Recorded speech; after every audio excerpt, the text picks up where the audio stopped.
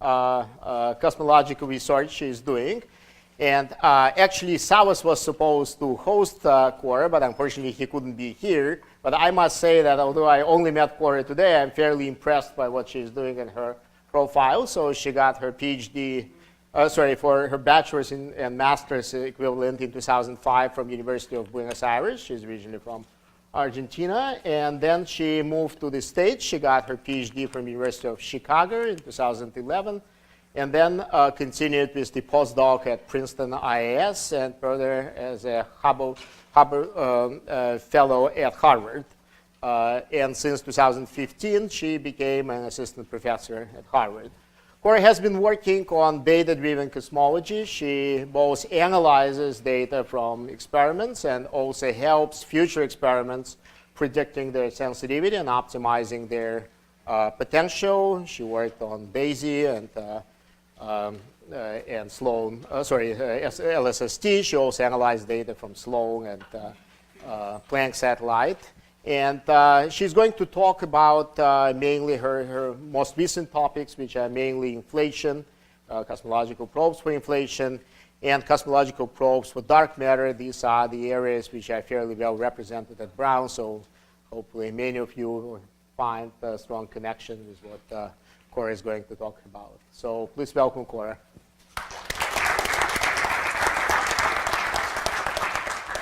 Well, thank you very much for the introduction, and thank you very much for the invitation. It's a real pleasure to be here. I have been having a fantastic day discussing with lots of people here, and I'm sure there are many more that I didn't have the opportunity to talk with that I look forward to talking with.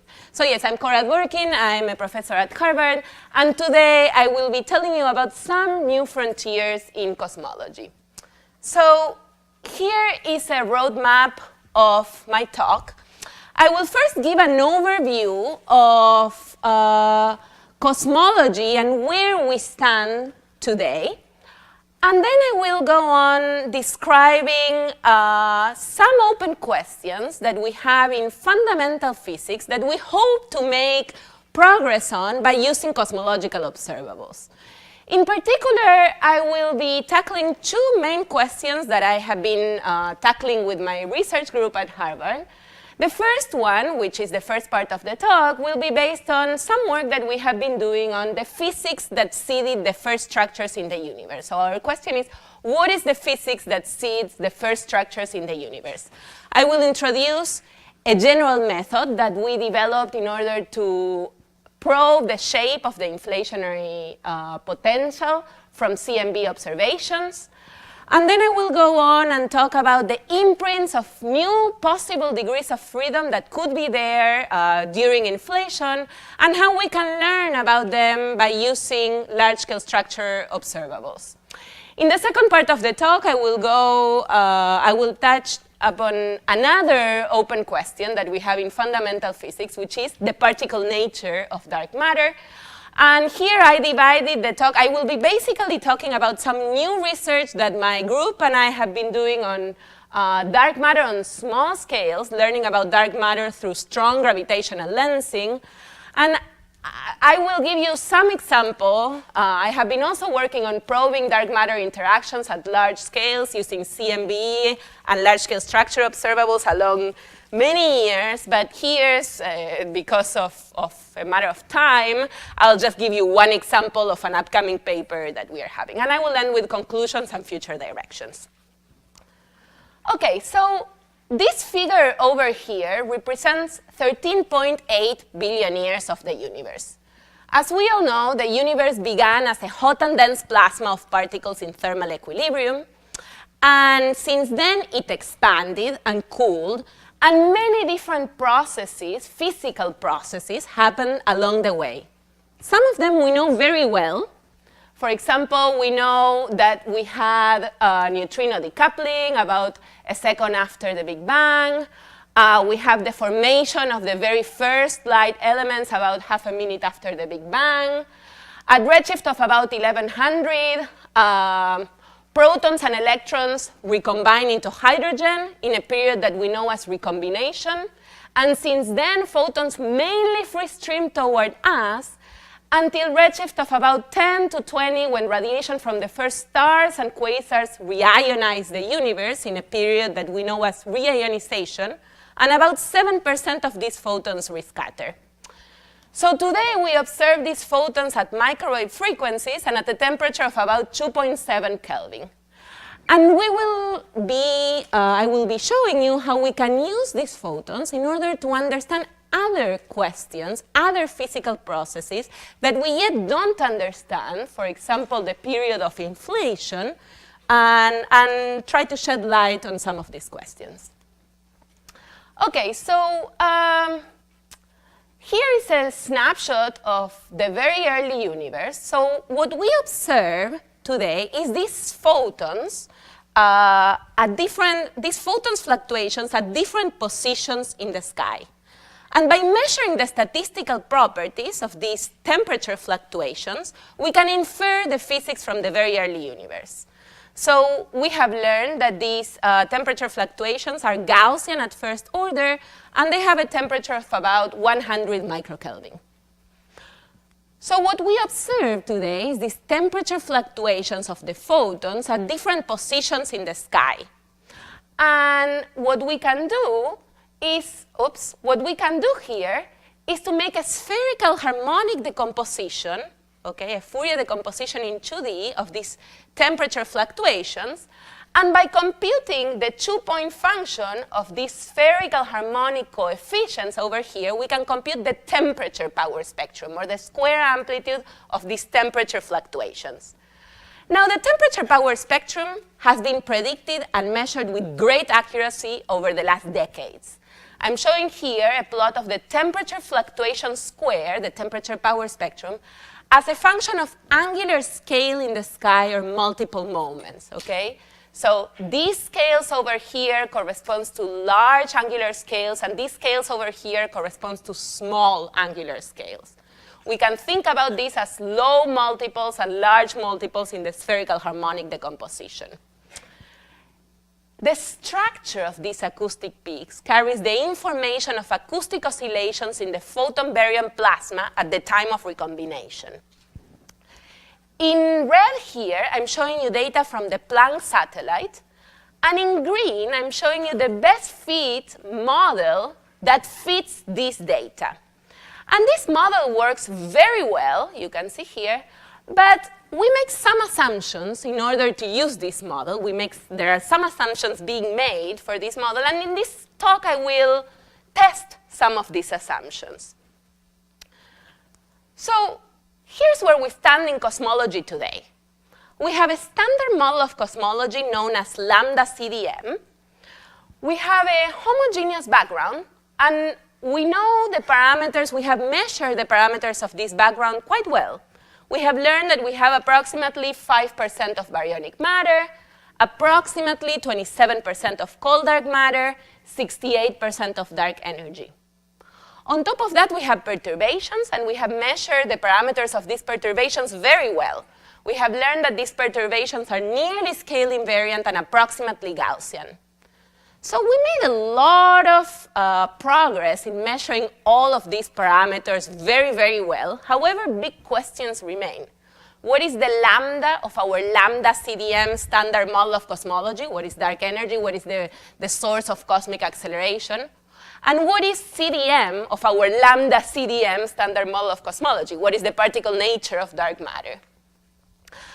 Another question that we have is, what is the physics that seeded the first structures in the universe? And in the first part of this talk, I will talk about, in particular, this question. So I will base the first part of this talk in trying to shed light on the question of the physics that seeded the first structures in the universe. By the way, please feel free to interrupt me at any point with questions, and if not, we can always talk at the end, but you are all welcome to ask questions as I go on. Okay, so the first part of the talk is based on the question, what is the physics that seeded the first structures in the universe? So let me pause for a second and give you a brief review of the standard theory that we have in the field today. So inflation is the main paradigm that explains the observed inhomogeneities in the universe today.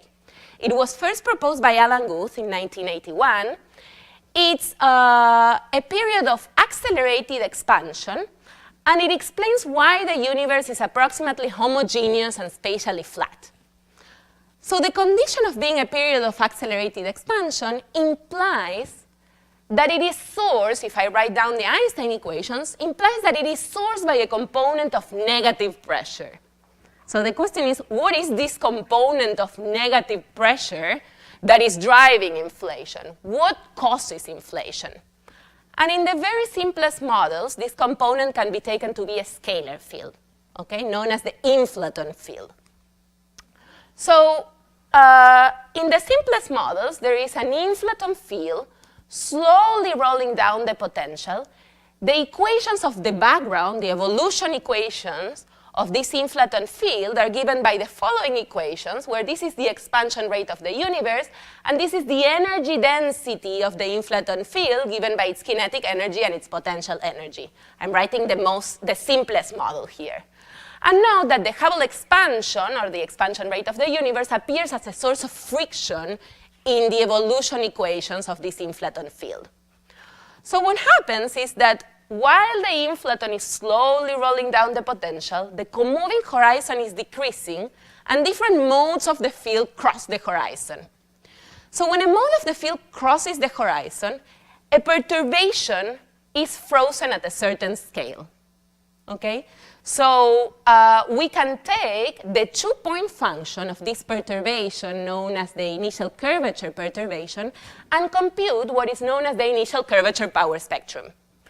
Now, a certain scale k in this initial curvature power spectrum is associated with an angular scale in the sky or a multiple moment L in the CMB temperature or polarization power spectrum.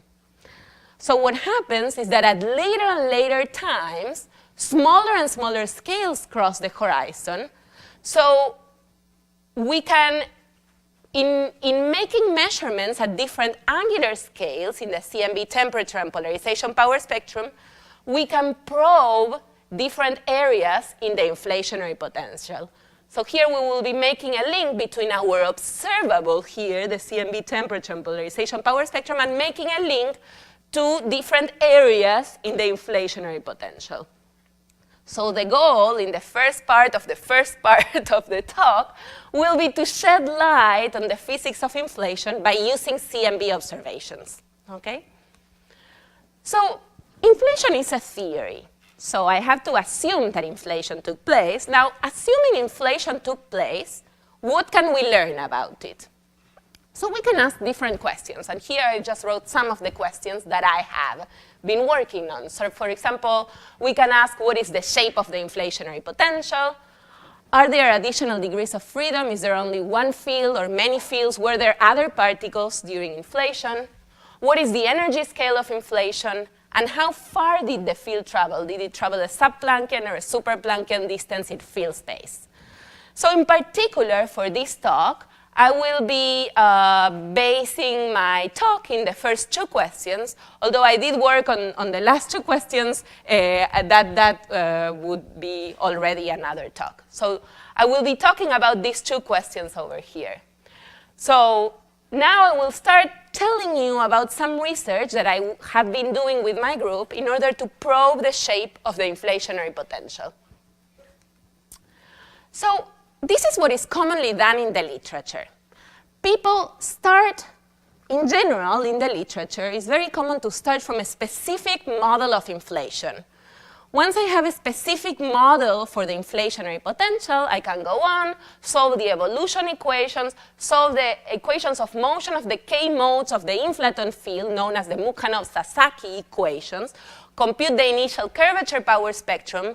Once we have the initial curvature power spectrum, we know we can solve for the Boltzmann equation, for the evolution equation of the different species in the universe. That is very well-known physics.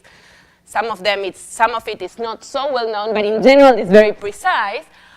And by solving the Boltzmann equations, we can compute the temperature and polarization power spectrum. And in general, we compare the model with the data and assess its statistical significance.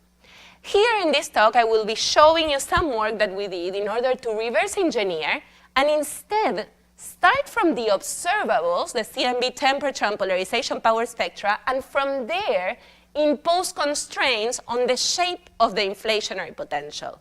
We will not be imposing constraints on the inflationary potential itself because the problem is non-invertible, but we will be imposing constraints on the shape of the inflationary potential in a model-independent way.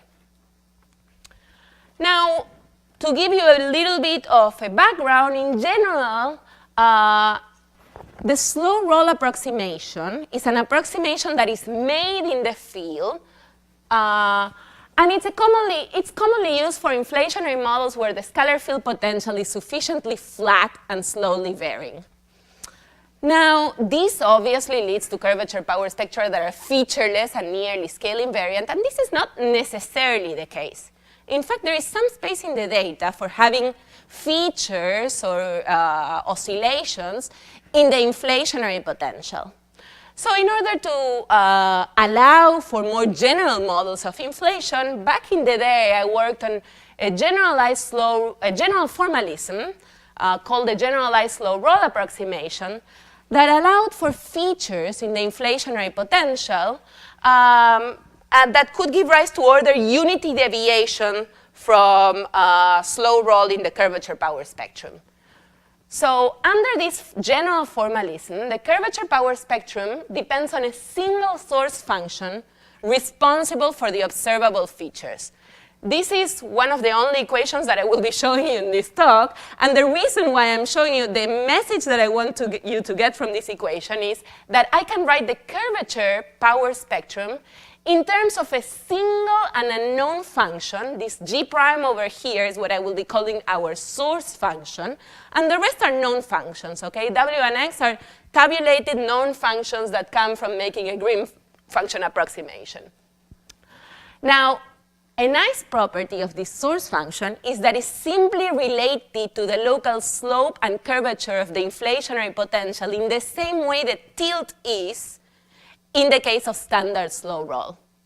So here, by imposing constraints on the curvature power spectrum, we can impose constraints on the shape of the inflationary potential.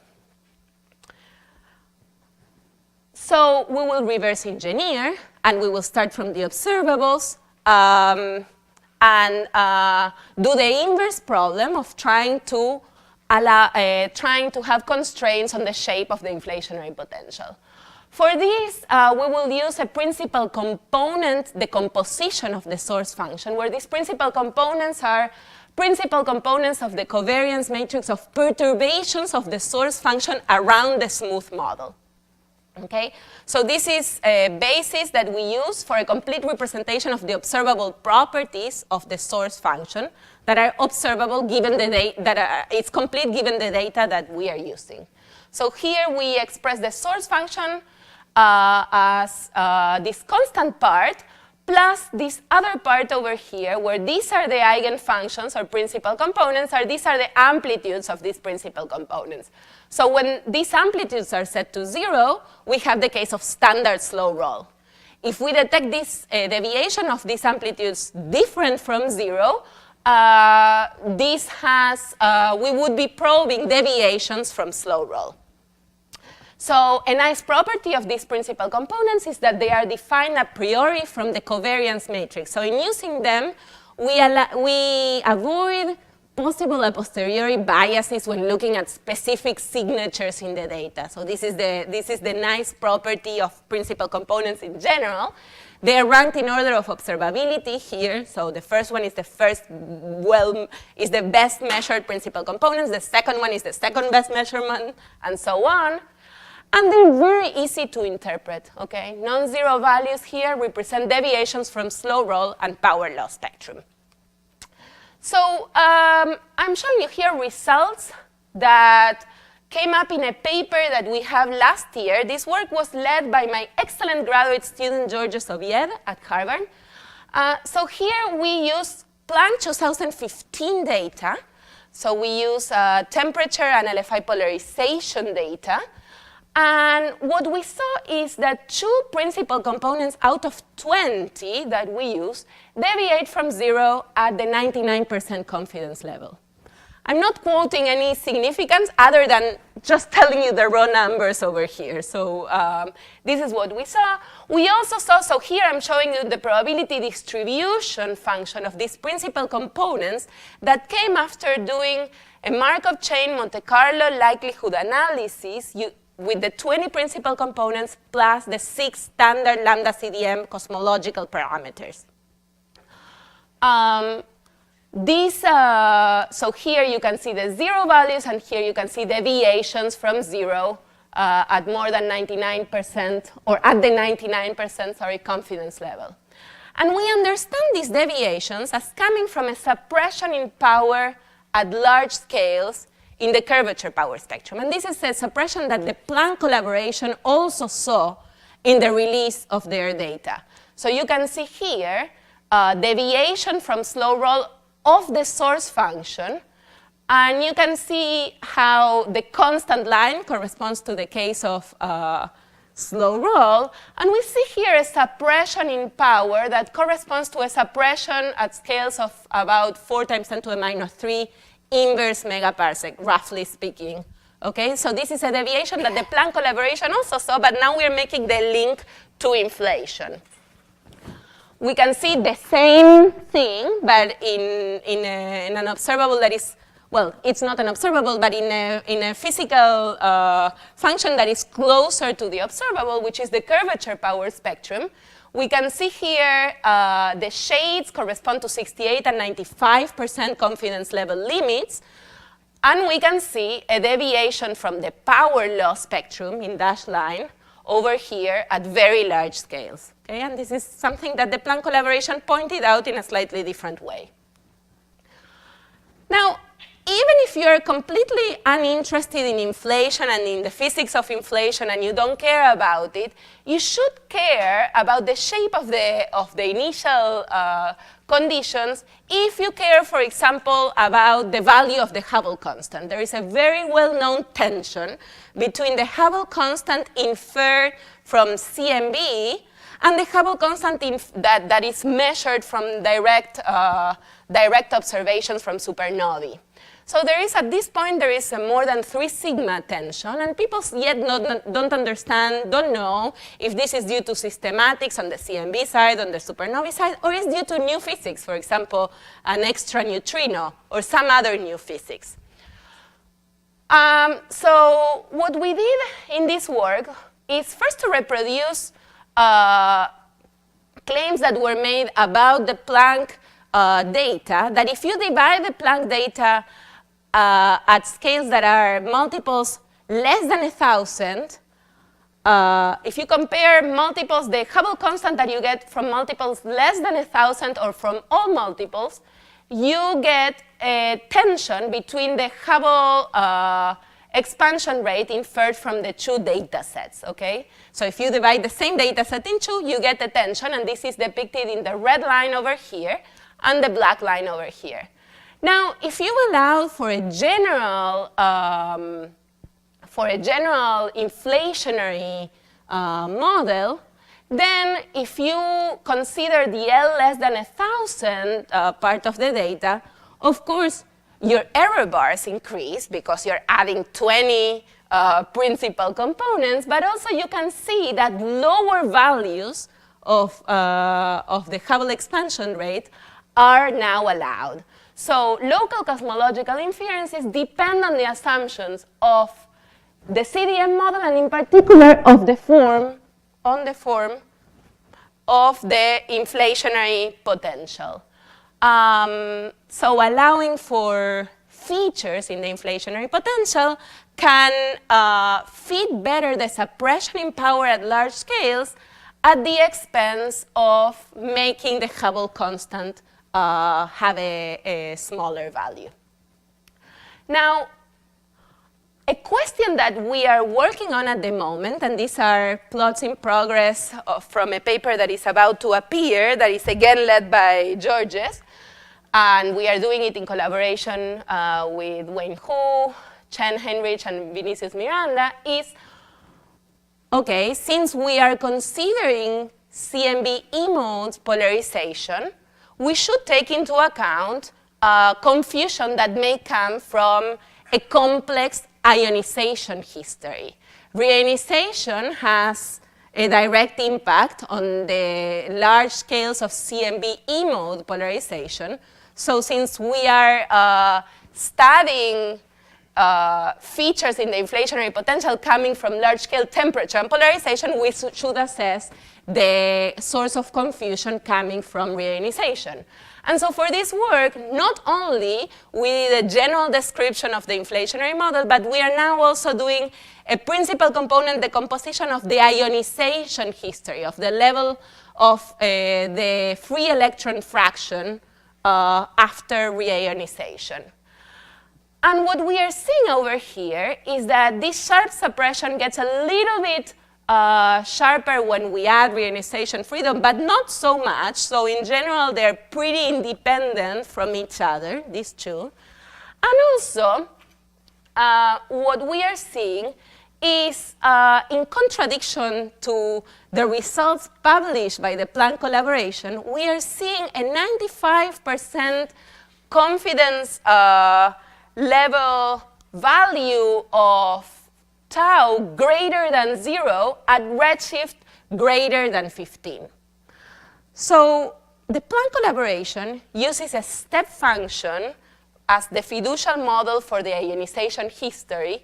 And with this fiducial model, they disallowed ionization histories at redshift greater than 15. So for example, this implies that there are no metal-free POP3 stars in the universe at those redshifts. What we are seeing is that when we use this data set, the same data set, but we allow for a general ionization history, we are seeing actually we are seeing a non-zero value at the 95% confidence level for having ionization at redshifts greater than Z. So even if you don't care, again, about inflation in general, it's interesting, and if you care about reionization, you should take a look at this work over here that it's about to appear.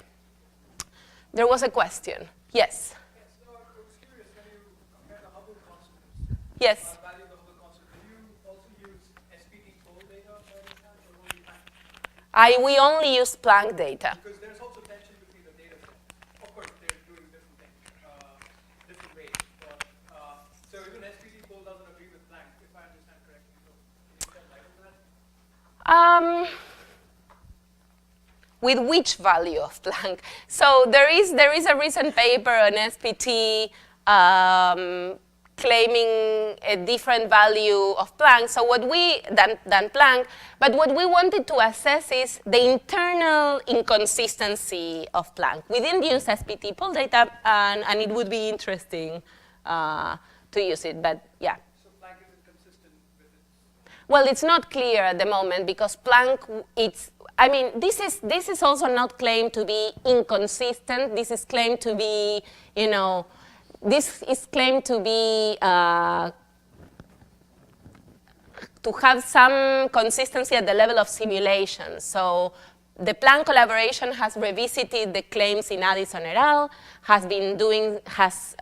they did simulations, and what they find is that you expect to see this kind of shifts at, at some confidence level that is not, they don't claim that it's inconsistent. So at this level, it becomes a little bit semantic.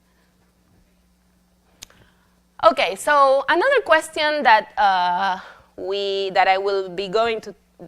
will be talking about now is the question of whether there are additional degrees of freedom during inflation. So let me first start talking about the general concept of non-Gaussianity, okay? So when the field is Gaussian, if a field is Gaussian in general, all of the information is contained in the power spectrum, okay? So single field slow roll inflation assumes that the initial conditions of the universe are Gaussian, and departures from Gaussianity would point to new physics during inflation. okay? Either self-interactions or interactions with other fields.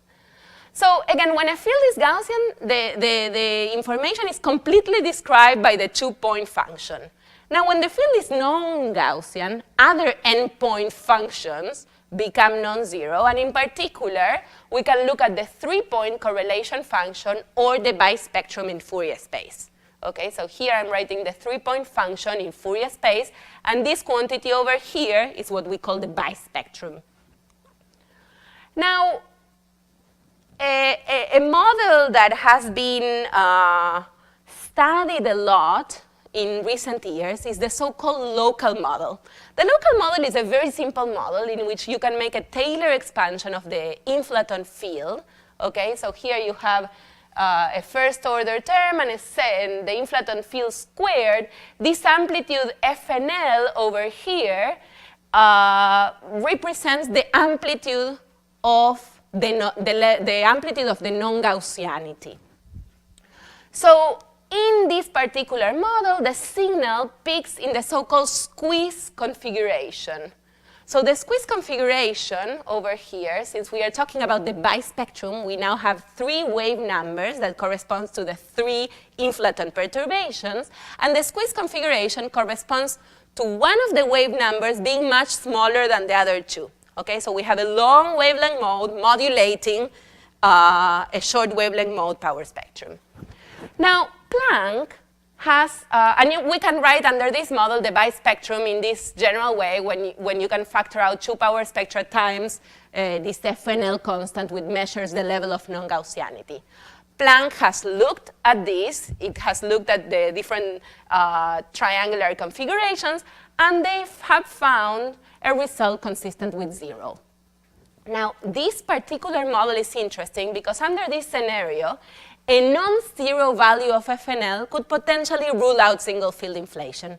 And this has been pointed out by a paper by Maldacena in 2003, and then by Creminelli and Saldarriaga in 2004, and this has been looked a lot in the literature. Now, what we ask is the following. So this is one sort of non-Gaussianity. What we ask here is the following.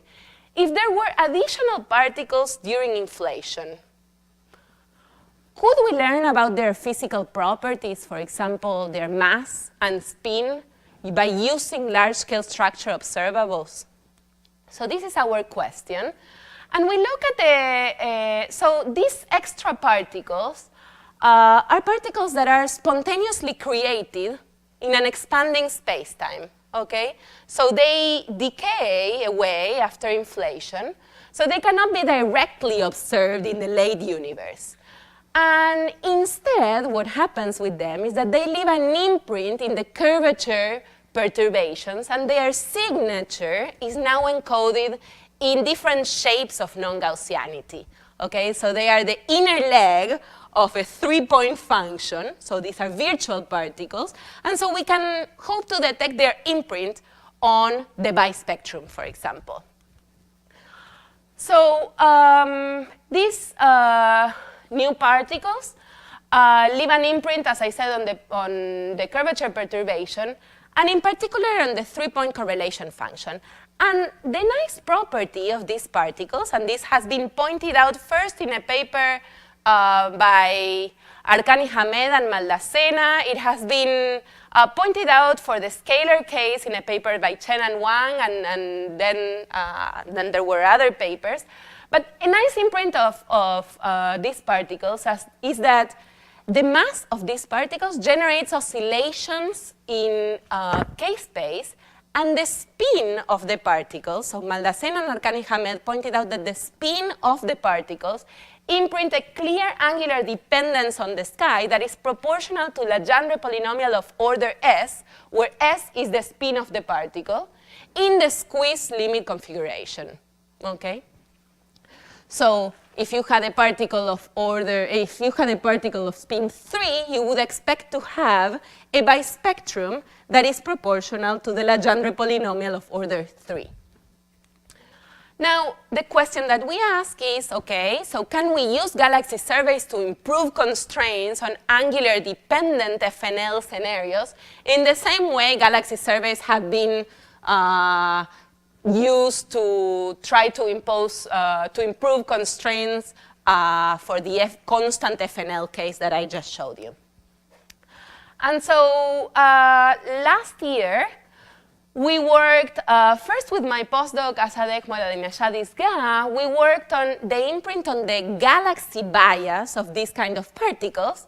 And what we saw is that analogous to the case in which the local FNL model gave an imprint that goes as 1 over k squared to the galaxy bias, these different particles with different spins had different imprints in the change that you would expect to see in the galaxy bias as a function of scale. Here, dashed lines denote negative values, okay?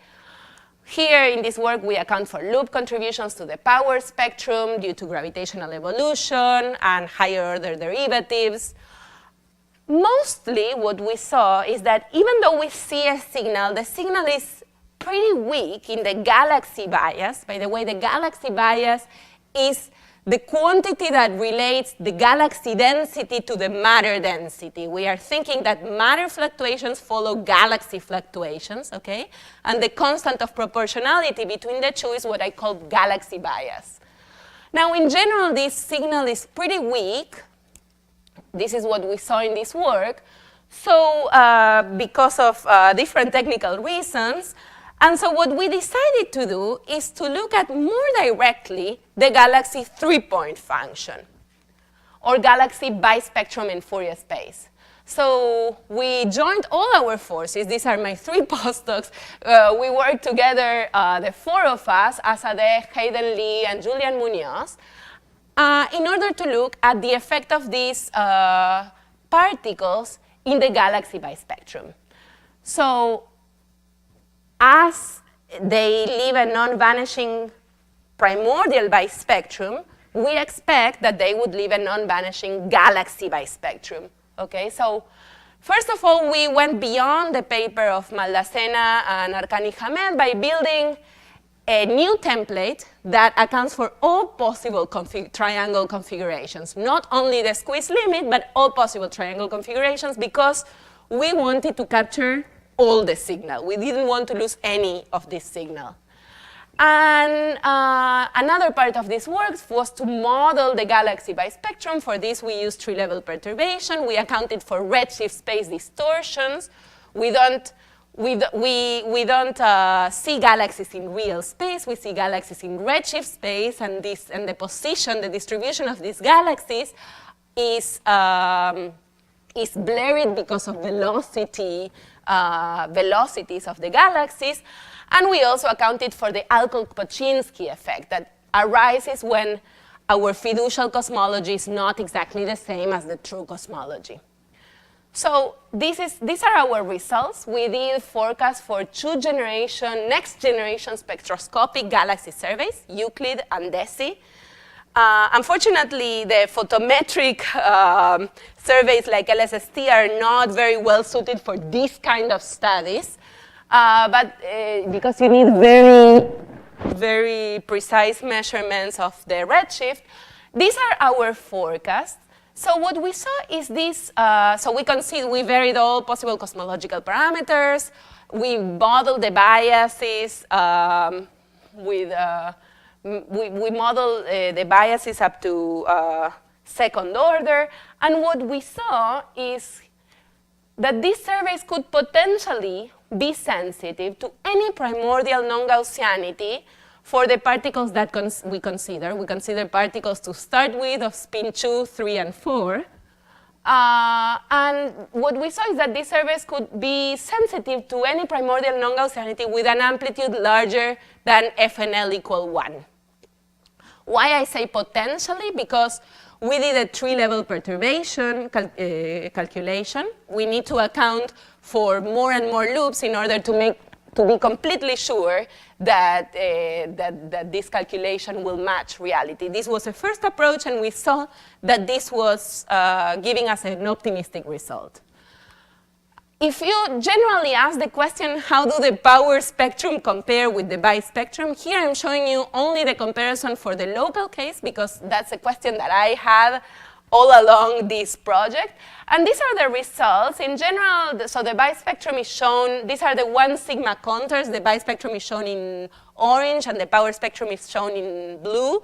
In general, the constraints on the bispectrum depend upon which is the maximum scale accounted for. But in general, so this is accounted up to a scale of 0.075 inverse megaparsecs. And here you can see clearly that the bispectrum does much better than the power spectrum. In general, it will depend on the value of Kmax, but in general, for values used for these next generation surveys, this is generally what we find. Okay, so we are to conclude the first part of this talk. We are making progress in doing more and more careful forecasts in order to really understand whether this potential can actually be real or not. So in principle, it seems to be the case that with the spectroscopic surveys such as DESI, if we look at these new templates, that these are new templates that we are proposing here, we should be able to learn something about these massive spinning particles. And on top of that, if we detect these massive spinning particles, we could also place constraints on the mass of these particles. And this is shown in this parameter nu that I'm showing you here. Okay, so now I will switch topic a little bit, and I will switch topic a lot, and I will be talking about yet another question that we tackle with my research team, which is the question of the particle nature of dark matter. What is the particle nature of dark matter? So I thought I would tell, since we have it also in the audience, people that are really interested and working hard on strong gravitational lensing, I thought I would tell you some of the work that I have been doing recently on strong gravitational lensing. I'm new in the field of strong gravitational lensing, and I'm very excited about it. So let me make an introduction to the topic. So there is obviously, as you all know, overwhelming evidence for dark matter at many different scales. We have evidence for dark matter at galactic scales, at cluster scales, and coming from the cosmic microwave background. We have evidence from dark matter from measuring the galaxy rotation curves, from measuring systems like the bullet cluster, and from measuring the relative amplitudes of the peaks of the CMB. So dark matter, the particle nature of dark matter, has been one of the most intriguing puzzles of our time. And in order to distinguish between astrophysical and particle physics solution to the small-scale dark matter crisis, or in general, in order to learn about the particle nature of dark matter, a purely gravitational method for detecting dark subhalos is required. And I will talk about the advantages of having a purely gravitational method. So just to give a very brief overview of lensing, imagine we have a source. Okay, this is the plane in which the source lives. This could be a quasar, a star, anything emitting light, okay? And imagine we have a galaxy or a massive structure in the universe that is distorting space-time. So the distortion of space-time would create a distortion in the path of the light that is coming toward us, and this is why we see images coming from different places and not from the place where the source is itself, okay? This is due to the distortion of the space-time because of massive gravity. This is a general relativistic effect. Now, the idea here is that in a cold dark matter halo, there are many subhalos that could be encountered along any given line of sight. And the substructure deflection field produces subtle surface brightness variations along in the Einstein ring. Okay, so here I'm showing you an unperturbed image. So I'm taking a smooth model of the lens galaxy and a non-smooth model of the lens galaxy. Clearly, we cannot distinguish between these two pictures. Now, the idea is that if we model the lens galaxy with a smooth mass model, and we subtract this model from what is observed, what remains, these residuals, we can predict these residuals, and what remains that are not the residual predicted should be coming from substructure that we are not accounting for in the smooth mass model. Now, the idea is that subhalos can locally perturb lens images. And so by looking at the residual between the predicted images and the modeling the lens by a smooth model, we can infer the presence of subhalos, okay? So one of the advantages of this relative to other methods for indirect detection methods for detecting dark matter that I have been working on a lot, and a lot of people here and in other places have been working on a lot, is that these do not need to assume a coupling between the standard model and dark matter, okay? So this is in contrast, for example, to direct and indirect detection searches. Another main advantage is that if we look specifically at the lowest mass subhalos present in galaxies, these we think we are largely lacking stars, so the effect of baryonic feedback can get reduced. This is an assumption. So, of course, we are not the first ones doing this, okay? So direct detection of substructure was proposed in a pioneer work by Dalal and Kochanek in 2002.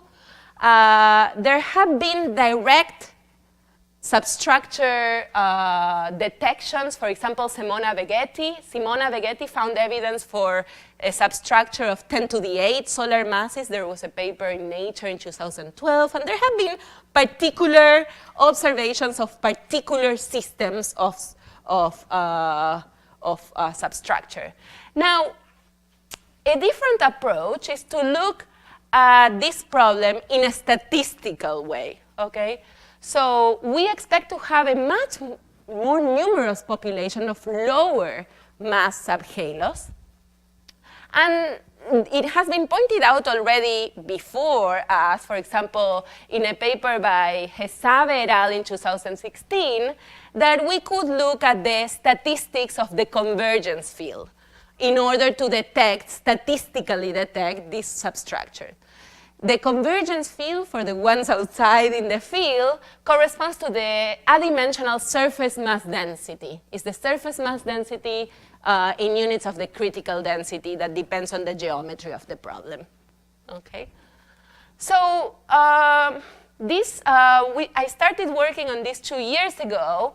This was work led by my graduate student, Ana Diaz-Rivero, over here, and this was done in collaboration with Francis Yancy Racine, who is a postdoc at Harvard.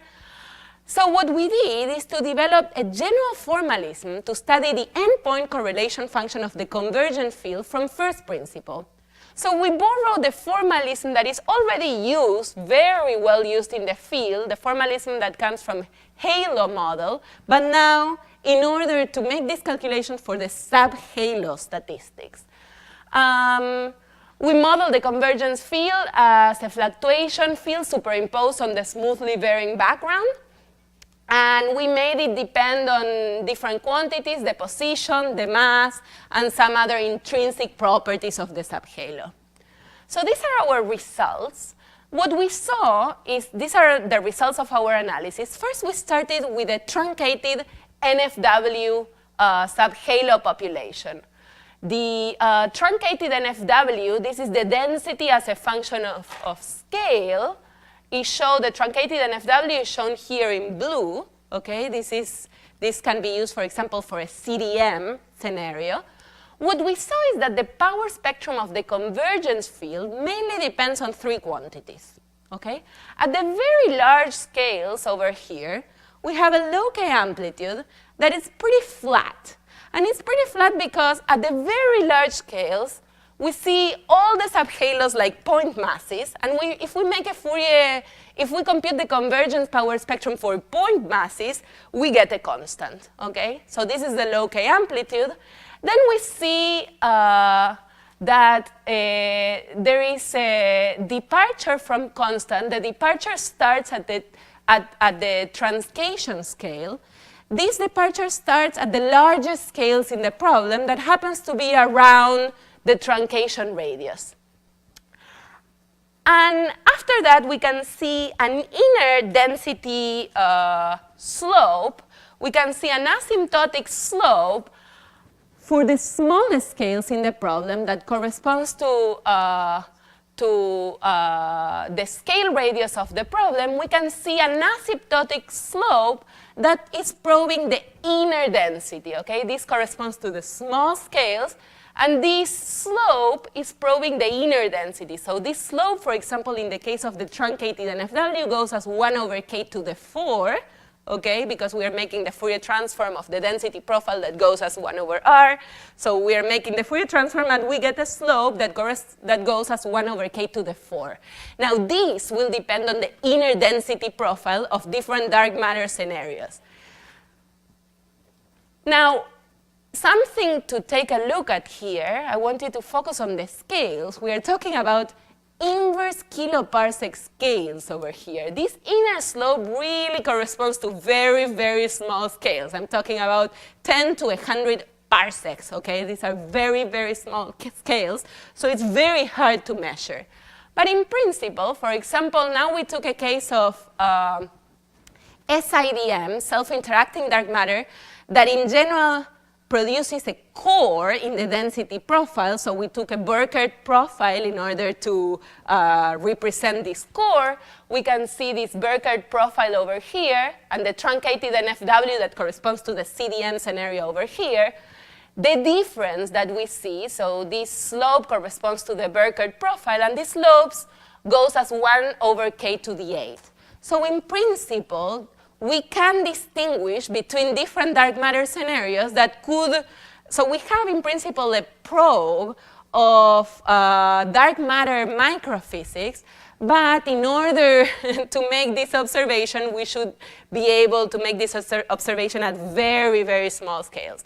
These observations, by the way, were already made. Hestad et al. Have been looking at ALMA observations, but the scales up to which ALMA goes are really much larger.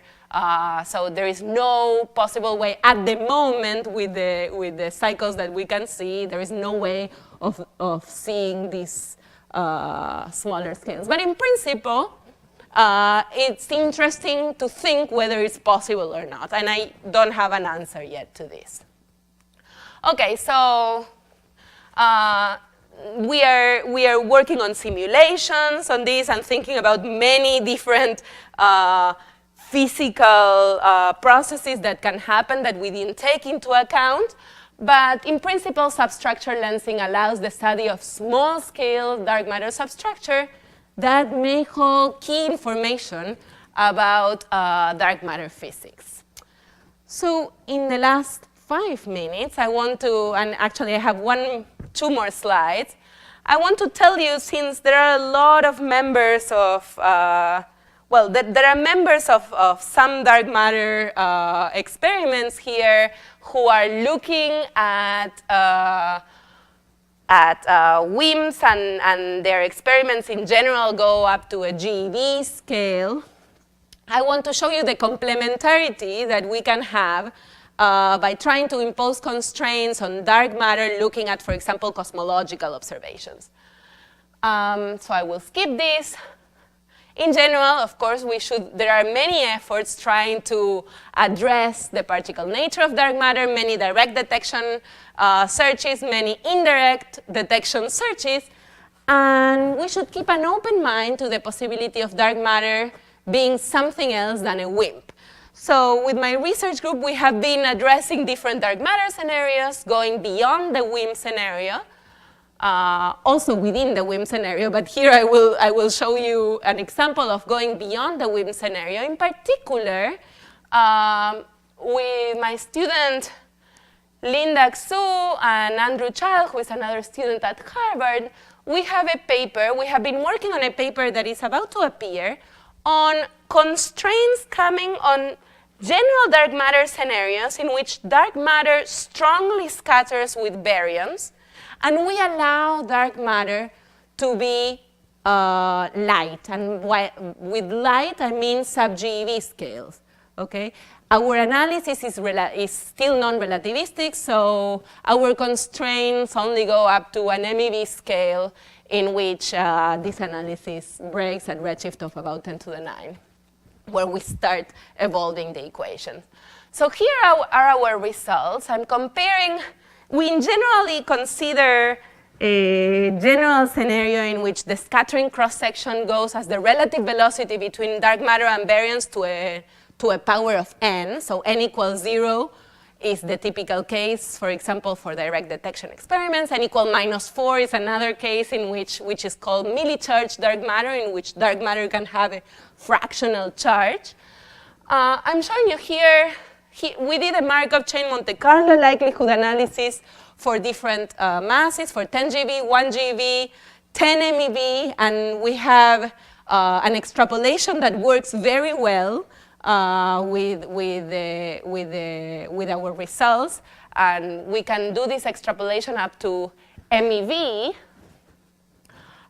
We use data from Planck, CMB temperature and polarization data, and we use the Lyman alpha force flux power spectrum measurements from the Sloan Digital Sky Survey as a tracer of the dark matter fluctuations. So these are our constraints. In green, I'm showing you here.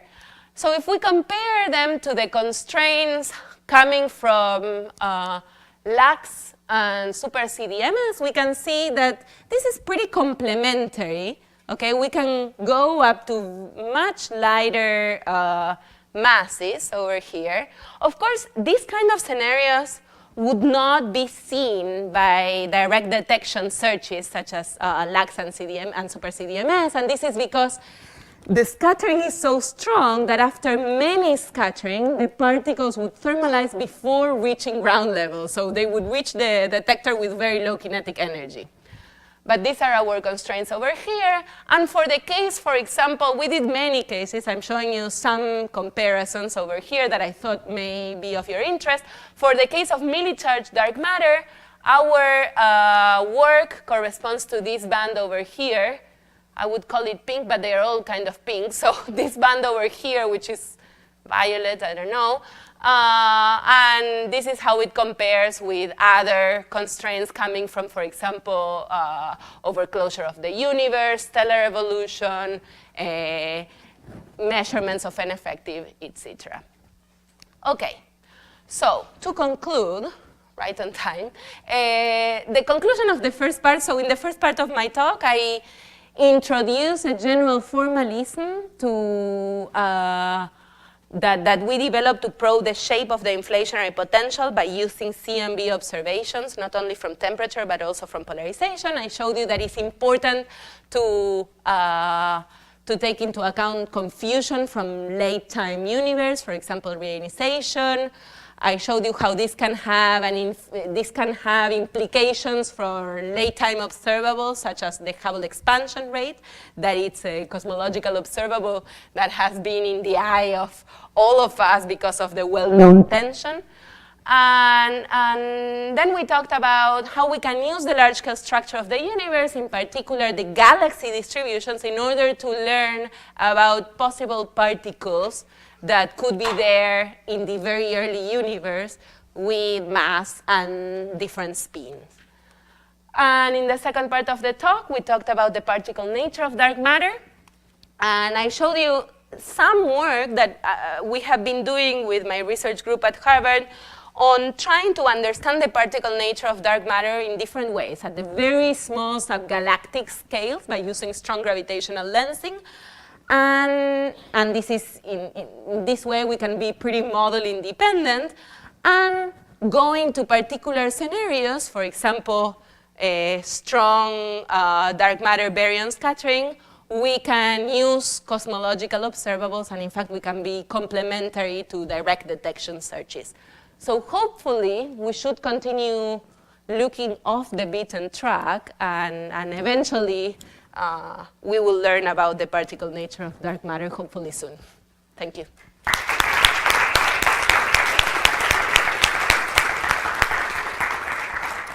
Thank you very much for this exciting talk. We have time for questions. And just wait for the mic, please, because we're recording this and the mic is needed. Thank you, Cora, for that wonderful talk. I just had one question, and that it's about the last part of your talk. You know, crazy string theorists are out there someplace in the universe, we think, and they talk about the fact that if you believe in string theory for 4 dimensions, there are actually 2 forms of dark matter. There are what's called hidden dark matter, which only would interact with ordinary matter gravitationally, and then there are things like WIMPs, which is the other form of dark matter. Do you have any about this dichotomy between the two in your detection methods? This dichotomy between Hidden dark matter, which only has gravitational interaction with ordinary matter, versus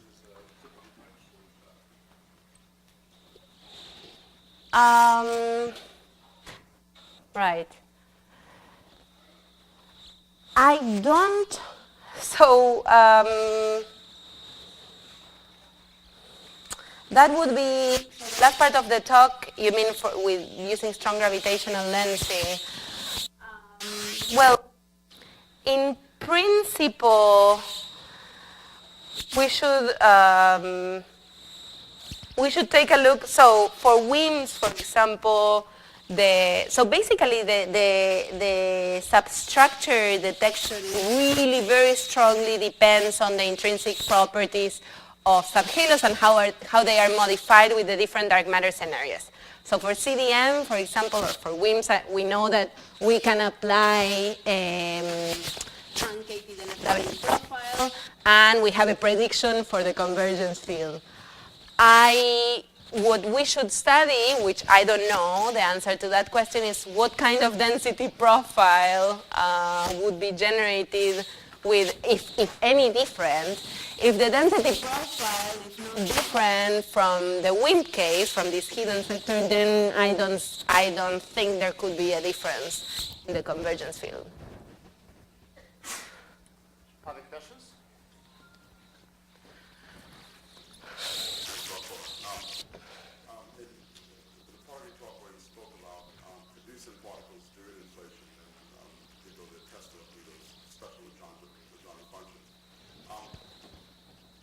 in some cases, particle production during inflation could induce isocurvature perturbations. Mm-hmm. Is there any kind of connection between the constraints of isocurvature perturbations and the non-Gaussianity? Yes. So there is a connection. So curvature perturbations have induced non-Gaussianity. Yes, the isocurvature perturbations coming from the another field induced non-Gaussianity, but that non-Gaussianity that non-Gaussianity has a different shape than these other particles. Yeah, I mean they both induce non-Gaussianity, but the shape is very different. Yes.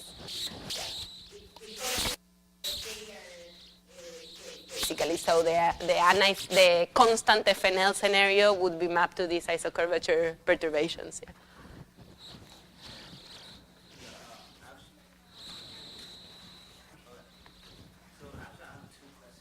Yeah. And the first is, you talk about the Subhalo thing. So there is another sort of possible interpretation that the existence of dark disk. So how you can sort of discriminate the Subhalo and the possible existence of the dark disk? No, but so okay, there are constraints on this, but what I say I'm talking about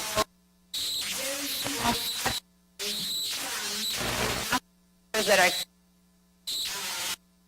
along the way between us and or in a lens galaxy. They rarely form any disk. So the disk, that dark disk that you're talking about, is not formed by substructure, and there are limits on that disk being very, very, thin, if there at all.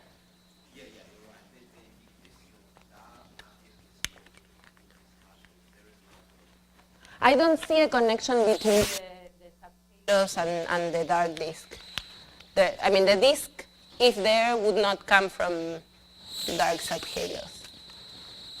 When I say subhalos, I'm talking about, massive clumps that are small that could be there in a galaxy. But the disk is extended, right?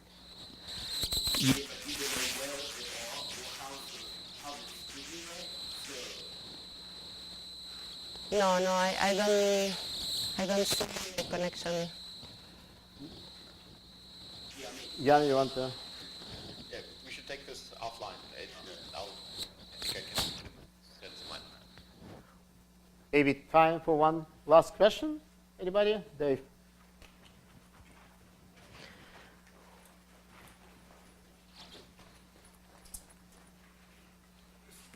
Maybe a little off topic, but speaking of this and also dark matter, there's been further evidence that the small satellite or dwarf galaxies have some planar structure in their motion. For instance, Centaurus A now shown again to have this, which is not well described by the CDM. Wonder if you have any comments on this?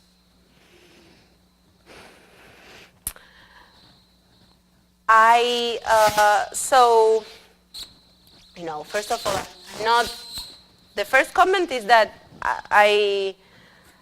you could address it with different dark matter scenarios. I don't particularly, I'm not a model builder and I don't build models, but if you came up with a model to address of dark matter that was scattering in such a way to produce this structure, then I have a way of testing this particular model. So that's my comment on that. You want to follow up? The strong lens model, you've been using basically magnification maps or surface density maps. Yeah. Well, I was wondering whether you thought about using time delay surfaces. Yes. The spatial resolution, the resolution can be higher. It seems to me that getting to 10 dB It's very difficult. Yeah, I don't see how we're going to get there. Yeah, I think it's a great idea looking at time delays, and I'm interested in talking more about it. Yeah, I think it's absolutely we should talk about it. Great. So let's thank Cora again.